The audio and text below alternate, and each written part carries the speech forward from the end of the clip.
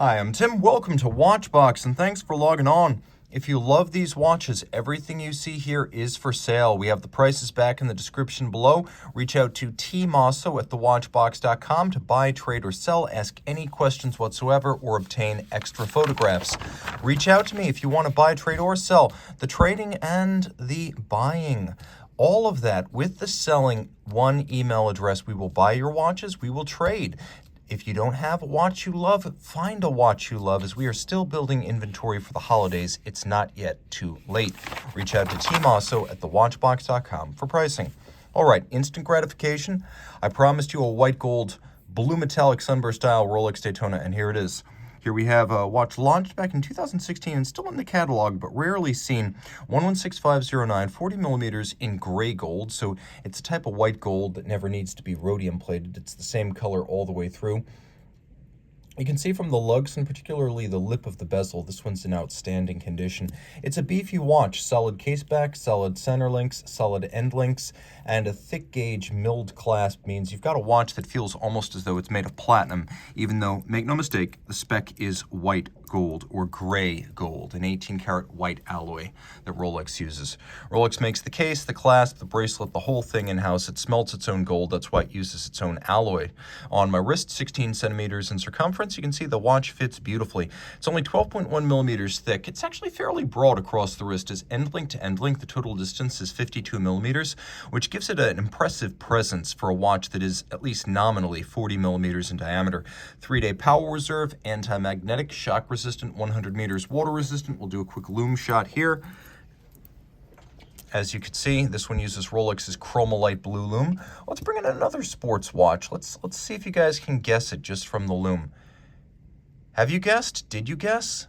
Well, last year, Audemars Piguet redesigned the Royal Oak Offshore collection, particularly the divers.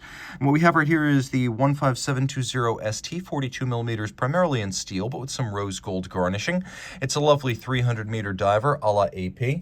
Now, as you saw just a moment ago, and we'll bring it back so you are able to see it again, the bezel is fully luminescent, so you get quite a bit of information in the dark from this watch. You'll also appreciate that the seconds hand is loomed, so you can actually tell whether the watch is running in the darkened depths. We have ceramic shoulders for the crown that allows you to ratchet the bezel internally. We have a ceramic shoulder for the crown that winds and sets the watch. Of course, screw down crown, 300 meters water resistant. This is a diver.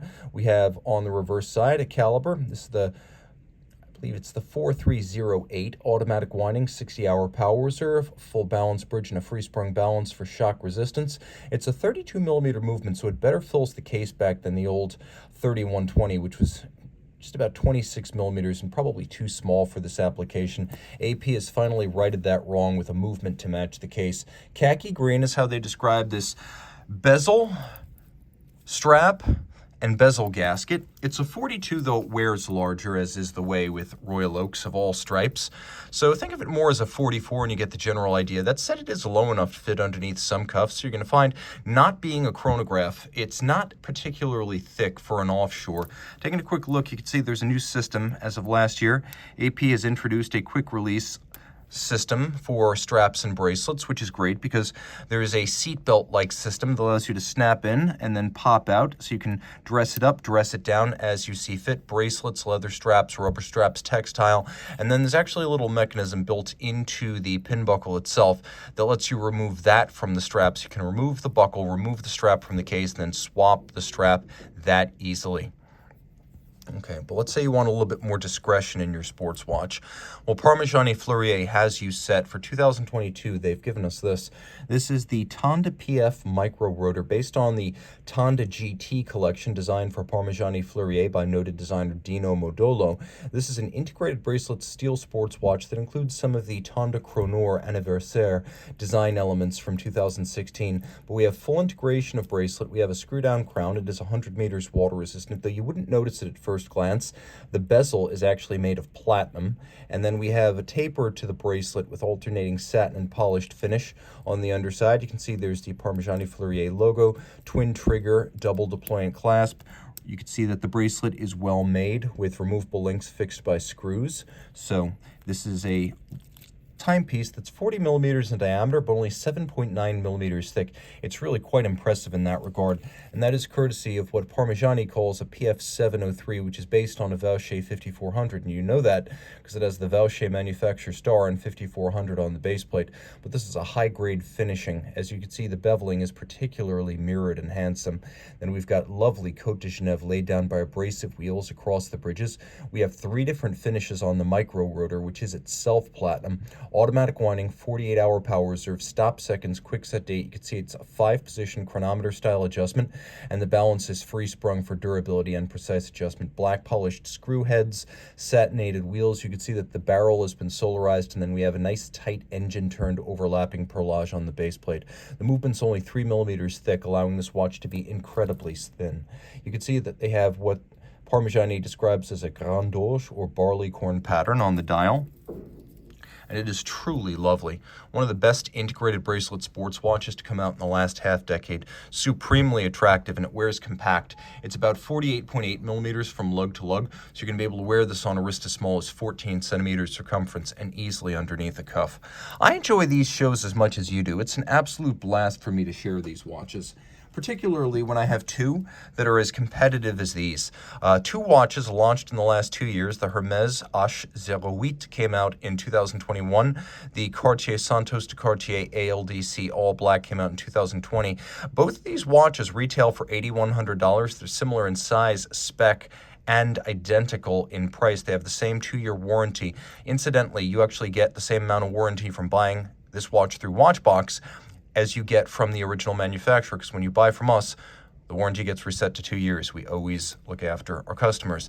Now, the H08 might be the most interesting, the H08, because it has a graphene case. So graphene is a sort of carbon nanoparticle composite. It's not quite the same thing as carbon fiber, but it's super light, scratch resistant. It's capped here by a ceramic bezel with 2 different finishes, polish on the outer face, and then satination across the top. The reverse of the case is actually blackened titanium. The watch has a dial garnished with what Hermès describes as black gold. It also has plenty of luminescence, as you can see, and a special typeface was created just for this watch. You can see that the same typeface was used for the date disc as well as the numeral. So here's 9, here's 9. They're exactly the same.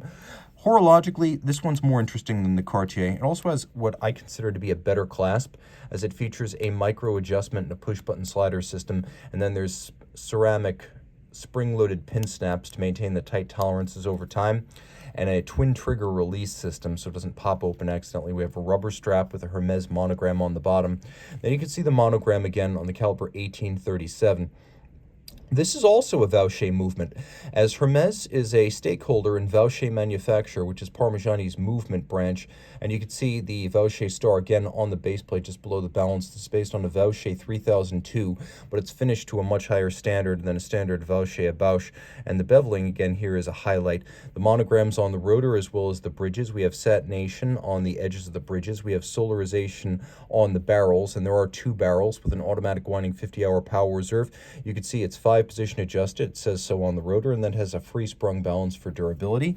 The watch is fairly thin, 10.6 millimeters thick and quite light, so when you throw it on the wrist, it wears effortlessly. Now, a little bit of confusion. Hermès describes this as a 42 millimeter watch. I measured it 9:3, it's 39. Then they said, oh, no, the 42 is lug to lug. I measured it lug to lug, it's 46. So I don't know where they're getting that measurement. I described this watch as a 39 because that's how it measures. Lovely timepiece. That said, Cartier has a lot to recommend it, as this is an evergreen design, no planned obsolescence. The Cartier has been in the watch world in one form or another since the first one in 1904, when it became the first pilot's watch, not for an airplane pilot, but a dirigible pilot, Alberto Santos Dumont. Now here we have an even thinner case at 9.6 millimeters thick, 100-meter water resistance here as well. We've got plenty of lume. You'll see there is no shortage on the dial. And surprisingly, this watch, rarely billed as such. It has 1200 Gauss anti-magnetism. The dial, we'll get as close as we can here, features a lovely vertical black satin grain, blackened hands, Cartier secret signature. Note that the bolts holding the bezel onto the case, they're actually a contrasting metal polish.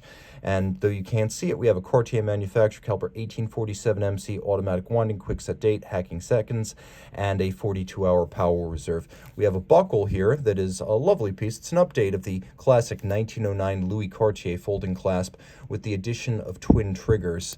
And then you can see on the bottom, we also have what's called quick switch. It's a little push button quick release system that Cartier has developed, and it comes out like a seatbelt buckle. You just press and pull. The watch comes with a second strap in black rubber, so you have the ability to strap swap, and this comes with that extra accessory.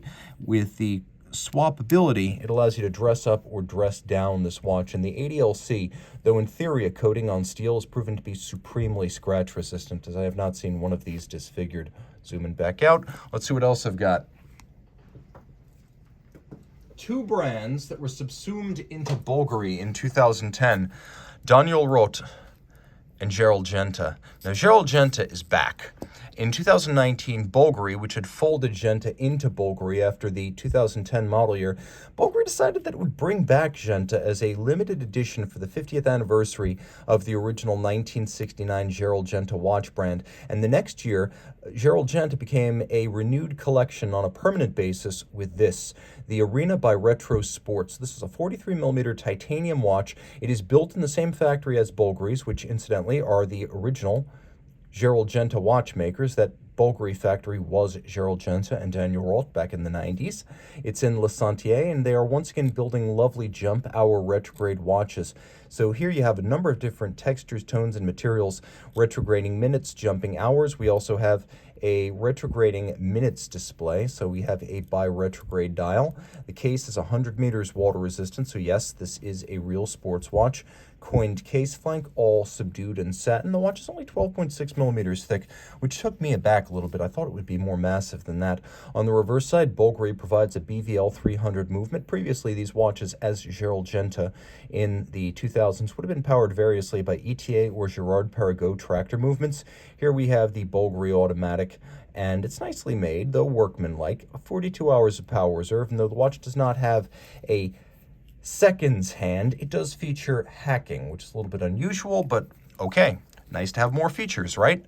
Now, nubuck leather, alligator leather, quite easy to wear. It's about 51 millimeters lug to lug, so it's broad, but it's also flat, and it's very light, and I really like this watch. This is an awesome addition to the Bulgari catalog. Great to see the Genta brand back on its feet, also making the kind of watches that characterized the brand during the 90s and the 2000s, because I was always a big fan of those.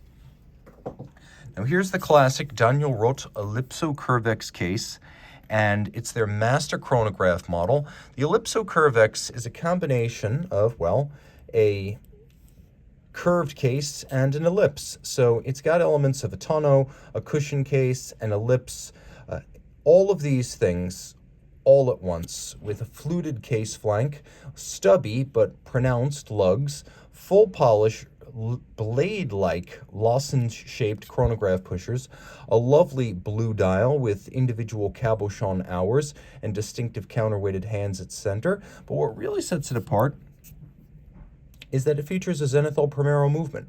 And you can see that this is a nicely treated Zenithal Primero.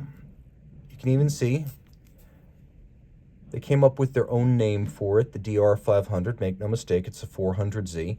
Automatic winding, 50-hour power reserve, column wheel, lateral clutch, 10 beats per second, 36,000 vibrations per hour. The most legendary chronograph caliber of all time, with a date and a quick set system. You can see the dial features lovely white gold applique, silvered Roman numerals, and a blue lacquer base. It comes with a lovely matching buckle, and it wears beautifully on the wrist. We'll take a quick look at this watch on my 16 centimeter circumference wrist. The Ellipso Curvex with its curvaceous elliptical form, relatively short across the wrist, and also fairly thin in profile. It's a watch you could absolutely wear as a dress timepiece, even though with the blue dial and the steel case, it's got a bit of a sporty vibe. This is a very versatile watch. So is this. When the Grunewald brothers of Oldenzaal in the Netherlands launched their first automatic watch in late 2018 for the 2019 model year, they decided that they were going to offer stainless steel as a regular production option on the 39.5mm 1941 case. This is the 1941 Principia, their first automatic. We have a dial that's rhodium plated and made of sterling silver. Then we have these lovely black polished indices with facets that are applied to the dial on its center, blued alpha-style hands fired in steel, 3 hands, sub-seconds. We have a case with wonderful curves, nips, tucks, creases and curves as well, handsome hollows in the evacuated lugs, and then steps on the bezel at 6 o'clock and 12 o'clock with concave profiles at 3 o'clock and 9 o'clock. Knurled conical crown, turn it all over. We have the Grunewald caliber 6, their 6th movement, and it has stainless steel bridges. So not just a steel case, but stainless steel bridges, and they're triple finished. So you can see that internally they're media blasted. On their edges, there's satin finish. And then when you start to turn them, show this as well as I can, you could see that the bridges are actually beveled with anglage on their edge, which is quite handsome. So you get anglage, you get media blasting, and you get satination. Then you also get solarization on the barrel, black polished screw heads. You can see there's 4 different finishes on the rotor, and we have a balance that is free sprung with a full balance bridge for shock tolerance. It's an automatic winder, and it's adjusted in 6 positions, 1 more than a standard chronometer. It has a 56-hour power reserve, and it's about 47 millimeters from lug to lug, and it wears quite nicely on a smaller wrist. It comes on a Grunewald factory buffalo leather strap, easy to wear, short across the wrist, very comfortable, low enough to slide underneath the cuff. A lady could wear this. I do believe that it is small enough lug to lug that you could absolutely wear this as a unisex watch. And it's got a matching stainless steel pin buckle. But let's say you want more complication. Well, I understand. And this is a 2nd generation Lange und Söhne 1815 chronograph. So what I love here is that it has a broad open dial. The original 2004 to 2008 watch always had a track outboard. So you had a scale that would allow you to gauge various metrics, and then everything else was inboard of that, whereas here there's no pulsometric or tachymetric track, so the dial is able to yawn out all the way to the bezel, giving this 39.5mm watch the impression of a larger timepiece. The case is white gold, the dial is sterling silver, the hands are fired. We'll wind this one up just so we get some action. I can demonstrate to you that this is a flyback chronograph, so you can reset and restart without first stopping. There is a hacking seconds function. It uses the 2nd generation Lange und Söhne caliber L951s, the 9515. It's the same movement in the dotograph up-down, so it has a 60-hour power reserve, free-sprung balance, overcoil hairspring, 5-position adjustment, a truly gorgeous lateral clutch column wheel system, instantaneous jumping minutes, and a freehand engraved balance cock. German silver bridges and plates with the copper in the alloy, giving it the golden hue. Everything that's bright silver is made of stainless steel, and the steel is finished to no less a standard than the German silver. We have both black polished and fire blued screws. We have a few pivot jewels set in golden chaton in a nod to the way pocket watchmaking was done in the old Saxon watch industry of East Germany in the 19th and early 20th century. Lots of black polish, as you can see. We know that because it turns black at a certain angle relative to the camera. Black polished swan's neck fine adjustment mechanism, engine turned perlage in 2 different sizes on the base plate. You can see all the steel components have been beveled on their sides and satin finished across their top. Let's throw this watch on my wrist. It wears easily. It's a lot more compact than a dotograph. It's not that it's narrower lug to lug, it's that it's a lot thinner. All the complication on the dotograph, the power reserve, the date, it's on the dial side. So this watch dispenses with that for a thinner overall profile. And you get the same case back because from the reverse, it is identical to a dotograph.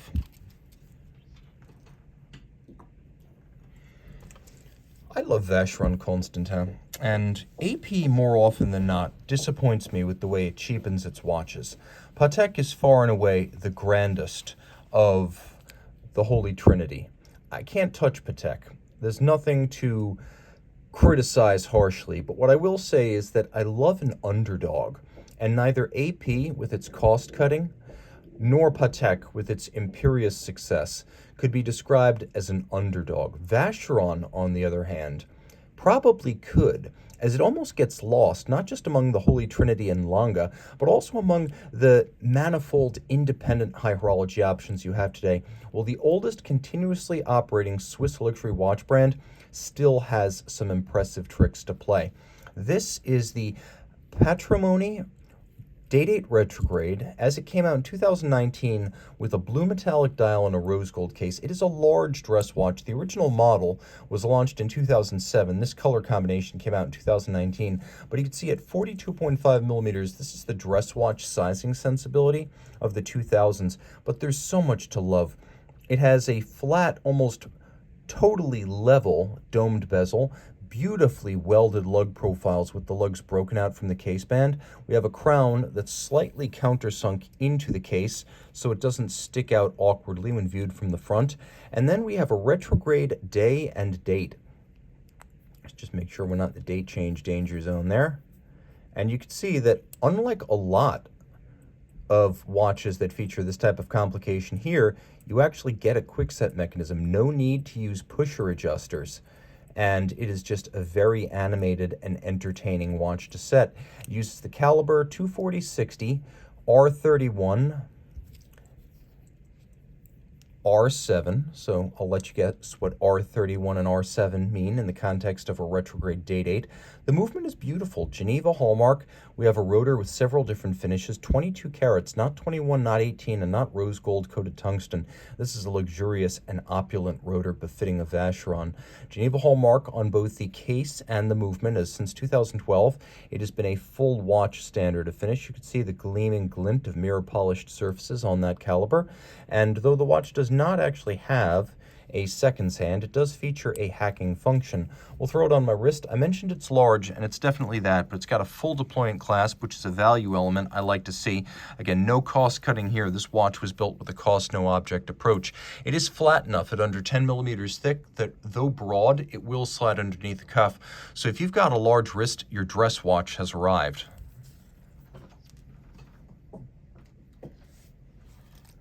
Now, one thing I love about Patek Philippe is that the company often builds watches that fly below the radar. As well known as the sports watches are, the fact is some of the more esoteric Calatravas are my favorite. So here we have the officer's watch, the 5153G in white gold. It's about 39 millimeters in diameter, about 38.5 actually as I measure it.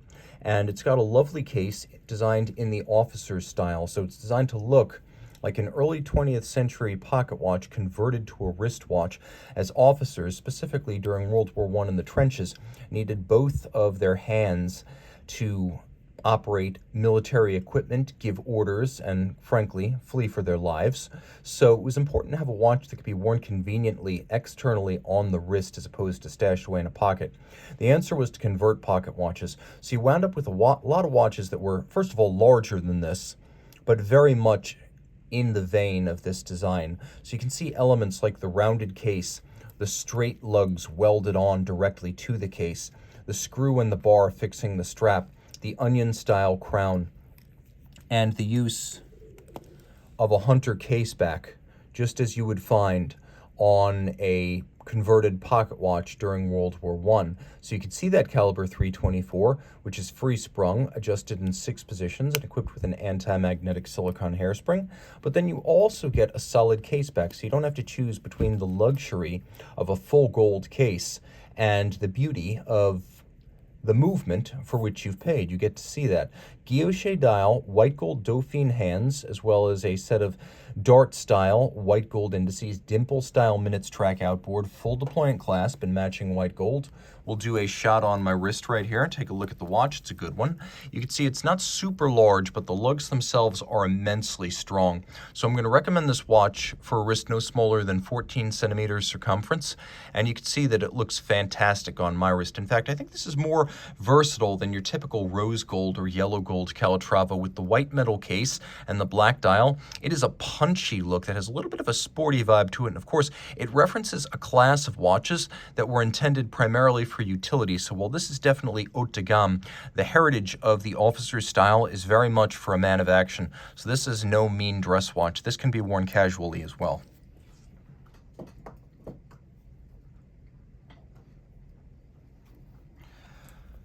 Okay, it's a heck of a day at the office when this is not the penultimate watch. I actually have something better coming after. But this is a very special piece, originally launched in 2006 by Greubel and Forsey. It was one of their first innovations. So it is the Tourbillon 24 seconds. It is the 24-second tourbillon, and it is inclined at 25 degrees, and it makes a full circuit every 24 seconds, which is why there is a secondary indication for the actual running seconds, because this does not act as your seconds hand. The dial is made of solid gold. The indices, the hands, the numerals, all solid gold. The track for the power reserve, solid gold. And the case itself, 43.5 millimeters in, you guessed it, solid white gold. Look at the inward deflection of the concave lugs. There's a lot of nuance in the case designs of Robert Greubel that you could lose if you don't get these watches from every angle. There's satination in the mid case, and it's vertical, not longitudinal. You can see in profile there is a little sapphire viewport to allow you to appreciate that manic tourbillon, which by the way is free sprung, adjusted in 6 positions, and equipped with an overcoil. So the timekeeping qualities of this tourbillon are entirely functional. It is not just designed to look spectacular, it is designed to keep better time. The structure for the tourbillon cage, you can see the upper bridge mounted on extended pillars with a hyperboloid profile, and then the top is fully rounded across the upper bridge with black polish. That takes hours to achieve. The winding is a true pleasure, as the click has a silky glide while still being pronounced. And then on the reverse side, you can see that this watch features a gorgeous movement. Even the wheels are internally beveled on their spokes and inner circumference. We have frosted bridges with the frosting achieved with a wire brush featuring steel bristles. It is rhodium-plated Maillot, which is the same material as German silver, nickel, copper, zinc. There's a solarization on the plated center. You can see that the bevels are a mile wide and mirrored, and that is a deliberate decision Greubel Forsey made to make the bridges a little bit thicker so they could draw the bevels broader. You can also appreciate that the nameplates, the individual numbering, the name of the company, the name of the model, all in rose gold, real rose gold, with giant blued screws. Take a look, we have giant fired blued screws. We also have black polished screws. This watch does not ask you to choose between the two. Many sharp inward angles where bevels meet, very difficult to achieve, but consider just how many of them there are, given that the wheels are internally beveled. There's engine turning on the base plate, and then we also have solarization on the barrels, and we have 2 barrels here in series to endow the watch with a manual wind 72-hour power reserve. It is an exciting watch to wear because there's so much going on the dial, and Greubel Forsey means exclusivity. Even today, they're only making about 150 to 200 watches a year, and that's with the sports watches in the collection. Back in 2006, when this model debuted, it was a few dozen pieces per year, and they have about 120 people in La Chaux de Fonds, making for one of the lowest ratios of watches built to employees. A truly spectacular piece that makes no excuses about its size. It has a movement over 36 millimeters in diameter, meaning the watch is large because the movement is large. How big is the movement? It is bigger than a standard 36 millimeter Rolex Datejust. And now I bring you the Vacheron Constantin of your dreams. It's true, there are a lot of basic Vacheron watches out there. Simple patrimonies and traditionnel dress watches. There's the 56 self-winding, which doesn't even feature the Geneva hallmark. And there are a lot of sports watches that get the job done, but don't go above and beyond. This is the antithesis of that. Launched in 2013 in 50 pieces, this is the Traditionnel Tourbillon 14 days. So this watch, 42 millimeters in platinum is the Excellence Platine version of the 14-day tourbillon launched originally in rose gold in 2012. So what we have here is a solid platinum dial that's been media blasted, a platinum case, thread in the strap that is infused with platinum, and a full platinum clasp. That's what Excellence Platine means at Vacheron. It's a series that came out in 2006, the ultimate trim level on any Vacheron watch that offers it. The case is 42 millimeters in diameter and 50.9 millimeters from lug to lug, but it's only 12.6 millimeters thick. Now, it is a 14-day tourbillon. You can see there's a power reserve up at the top of the dial. We have white gold hands that are half frosted for contrast, as well as faceted diamond tip polished indices, diamond tipped milling tools used to create these little indices, which are as fine as you'll see on anything, anywhere. The click for this winding system is the most enjoyable I've ever encountered. It takes 11 hours just to finish the upper bridge on this tourbillon, and even more to finish the Maltese cross of the upper tourbillon cage, which has sharp outward points where bevels meet, but also sharp inward points. It is free sprung with an overcoil hairspring, 18,000 vibrations per hour, so a very slow, aesthetically pleasing beat rate. Turn it all over, you can see Vacheron caliber 2260. We have 4 mainspring barrels, that is 2 sets of stacked mainspring barrels. You can see that we have Geneva hallmark on both the movement and the case, and this series, the 14-day tourbillon, was the first Vacheron series to include the new standard, which is for the full watch, not just the movement. Beautifully luminous and narrow Côte de Genève. You can see the beveling is a mile wide, and we have sharp interior angles, a feature completely absent on some Vacheron Geneva hallmark movements of the modern era. You can see that the barrels have been solarized, the wheels have been satinated, and you have almost an overabundance of beveling. You have a sort of hand-in-glove profile so that the lower bridge seems to interlock with the upper bridge as the shape of the one is echoed in the other. A truly special watch of extraordinary rarity. It comes with an awesomely sized boxed set that resembles a Louis Vuitton travel suitcase. So this is not just a monster watch, it comes with a monster accessory set. Like I said, it's thin, 12.6 millimeters, so you can definitely wear it underneath the cuff. This is the Vacheron of your dreams, the Vacheron that effortlessly trades blows, not just with the likes of Lange and Patek and AP, but with the likes of De Bethune and Grubel Forsey, Lang und Heine and Voutilainen. This is a no-compromise watch in tech, spec, and finish. And yes, it hails from a Richemont brand. This is why I still love Vacheron. Reach out to Team Mosso at thewatchbox.com for purchase and pricing details.